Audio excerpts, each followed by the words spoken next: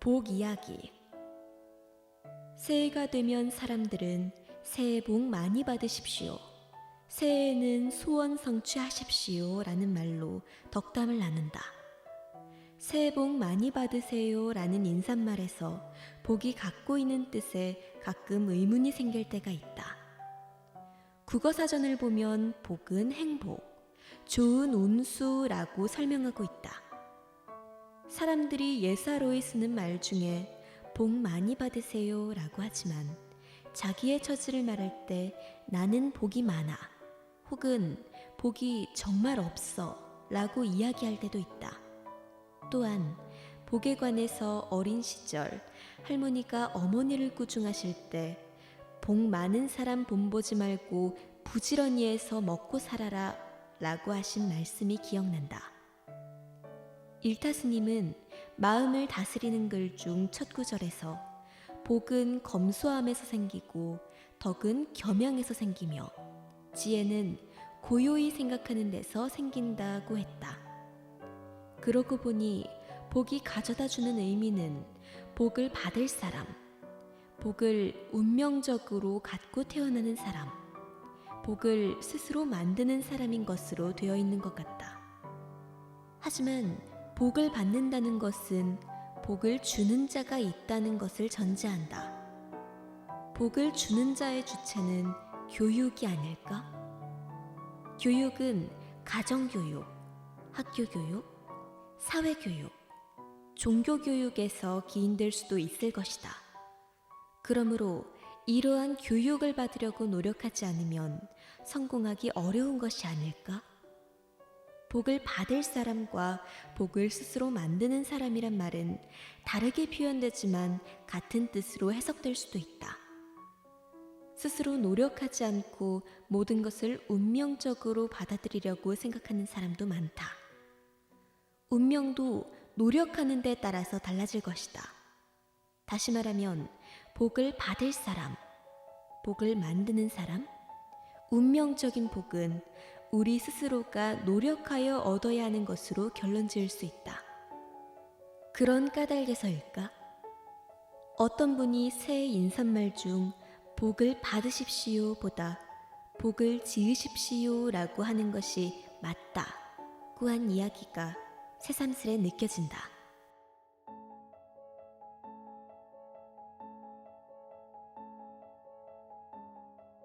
생일 이야기 117페이지. 어머니, 창희, 영기 그리고 몇몇 친구들이 내 생일에 집에 온다고 하는데 얘. 방위 근무를 하는 막내가 군부대에서 막 돌아와 자기 생일날 친구 초대할 일을 걱정한다. 글쎄, 엄마가 어떻게 해줬으면 좋겠는지 좀 생각해봐야겠다. 우리끼리만 있으면 잡곡밥에 미역국과 나물무침 몇 가지, 과일이면 만족할 것인데 네 친구가 온다면 음식이 달라져야겠지. 괜히 낭패스러운 생각이 든다. 아들놈의 생일상을 거창하게 차리지는 못하더라도 친구를 초대한다니 특별한 음식을 만들어야 하는 것이 부담스럽다. 직장에 근무하는 나로서는 평일에 음식을 만들기가 어려운 일이라 어떻게 해야겠다는 대답을 할 수가 없었다. 가끔 우리 아이도 친구 생일에 초대되는 모양이었다. 그러니 자기 생일에도 친구를 초대하고 싶은 것이다. 내가 어렸을 때는 아이들 생일은 있으나마나 하였다.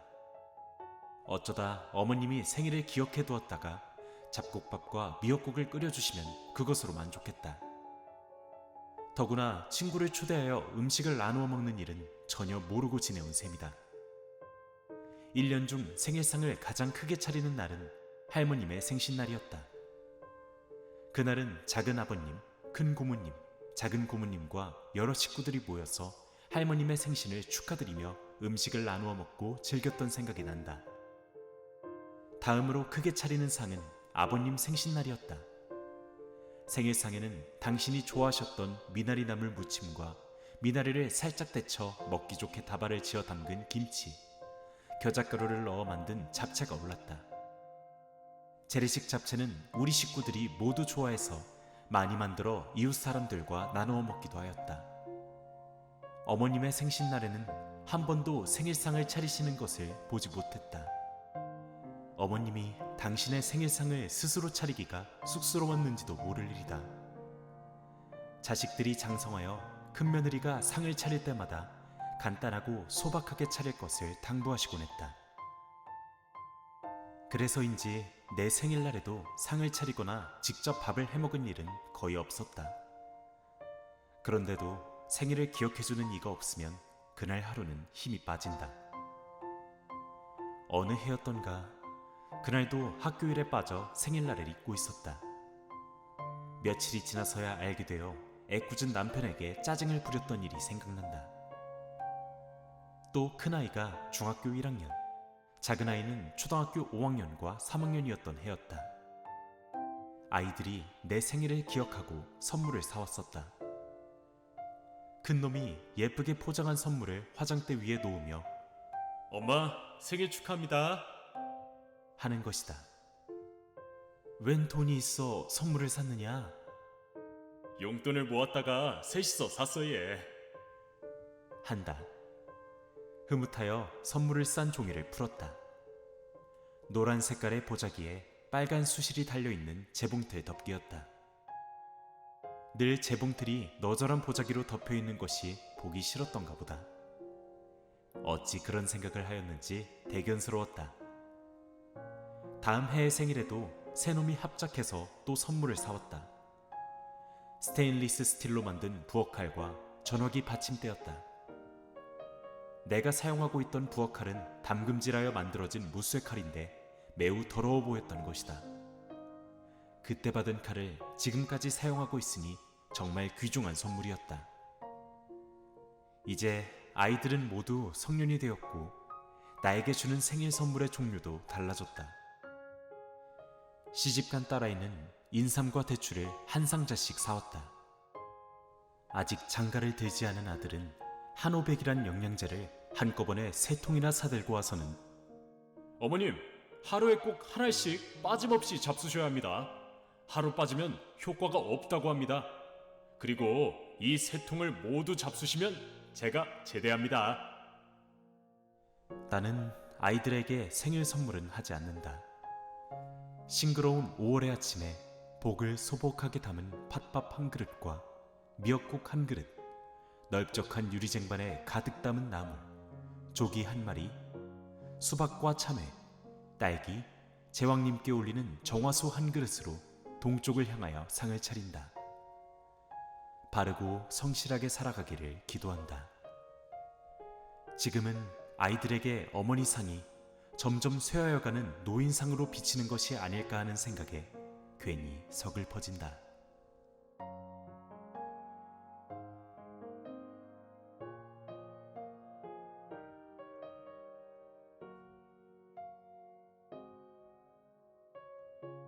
작은 풀꽃에서 기쁨을. 7월에 접어들면서부터 장맛비가 계속 내렸다. 산속의 사무실에서 바깥을 내다보는데 여러 산이 겹쳐 병풍처럼 둘려져 있고 비 때문인지 모든 것들이 어둡게 보였다. 장대같이 쏟아지는 비를 바라보니 괜히 짜증스럽다. 미래를 꿰뚫어 보는 안목과 식견도 없고 기운과 힘이 없는 날이 이어지고 있는 것이다. 이런 날이면 작은 풀꽃을 찾아 산과 들을 쏘다니고 싶은 충동을 느낀다. 그러니 작은 풀꽃에서 우주의 이치를 찾아내고 마음을 열고픈 생각으로 하루하루를 보낸다. 아직 살아갈 날이 많으므로 생명의 위대함을 느끼고 마음의 위로를 받을 수 있는 풀꽃을 찾아 헤매고 싶다. 어느 비 오는 날 헤아려 보지도 않고 그냥 산길을 나섰다. 내가 찾고 싶은 풀꽃은 타레난초다. 타레난초는 꽃망울이 실타래같이 꼬여있다 하여 붙여진 이름이다. 국어사전을 보니 난초과의 여러 해살이 풀, 줄기는 높이가 10에서 40cm이며 잎은 어긋나고 칼 모양이다. 6에서 8월에 연한 붉은색 꽃이 수상화서로 피고 열매는 타원형의 삭과를 맺는다. 산기슭이나 들에서 자라는데 옴대에서 열대에 널리 분포한다고 적혀 있다. 내가 타레난 초를 처음 봤을 때 잔디 속에서 통꽃 모양으로 된 분홍색 꽃망울이 가냘픈 꽃대에 실타래같이 꼬여져 있었다. 신기하게 타래져 있는 모양이 어찌나 예쁜지.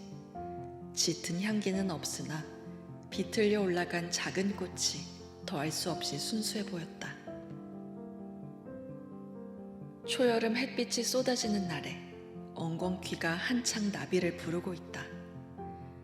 구절초도 홀로 고상한 맵시를 자랑하는데 타레난 초는 그저 긴 목을 내밀고 수줍은 듯 옆을 바라보며 피어 있었다. 타레난 초의 꽃망울을 보고 기러기가 공중을 날아가는 모습을 떠올린다. 난초과에 속하는 단연초, 잔디 속에서 옹기종기 함께 산다. 5, 6월 태양빛 쏟아진 날, 꽃망울은 홍학의 긴 목을 담고 기러기 행렬로 솜구름 흩어진 하늘가에서 빨간 물감칠을 하며 한참을 나른다. 사람들은 햇살이 넉넉하고 맑은 공기와 물이 푸짐한 자연 속에 살면서도 별다른 느낌을 갖지 못하는지 서로 주고받는 말이 없는 것 같다. 그러하나 자연은 어머니의 포근한 가슴처럼 이야기를 나눌 수 있어 좋다. 풀꽃은 늘 내 가슴 밑바닥을 흐르는 영혼의 기쁨이므로 마음에 새겨두고 싶다.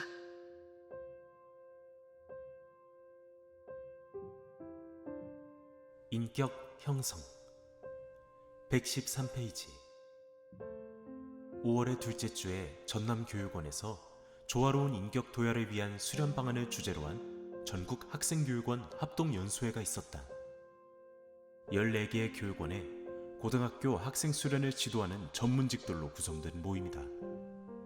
각 교육원에서 실시하는 교육과정을 분과별 협의회를 통해서 문제와 개선점을 도의했다. 여기에서 중요한 것은 어떤 사람으로 키울 것인가, 바람직한 학생상을 모색하는 데 중요한 가치와 덕목은 무엇인가 하는 것이다. 아무리 시설이 우수하고 교육과정이 잘 구성되어 있다 하더라도 사람을 사람답게 가르치기 위해서는 교육을 맡아 하는 사람들의 가치관에 따라 서로가 다른 양상을 보여주게 마련이다. 귀결점은 정성을 기울여 남을 보살필 마음의 자세를 가꾸는 일이 첫째로 삼아야 한다는 점을 강조하고 있다.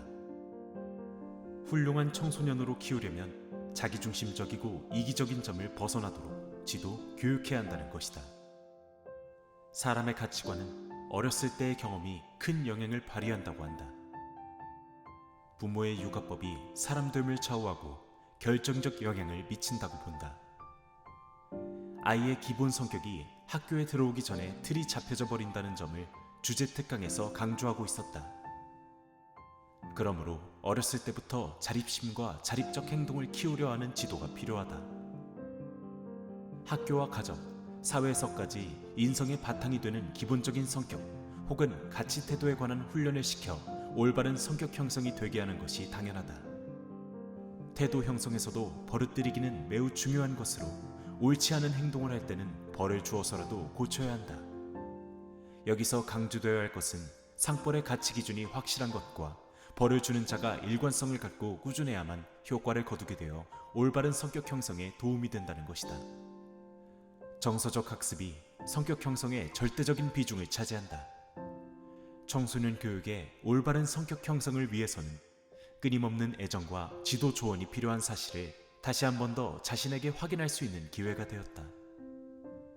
토인비의 말이 어느 주간지에 실려있는 것을 읽었다. 오늘날 젊은이들의 갖가지 어려운 문제는 모두가 우리들 나이 든 연장자 세대에 책임이 있다.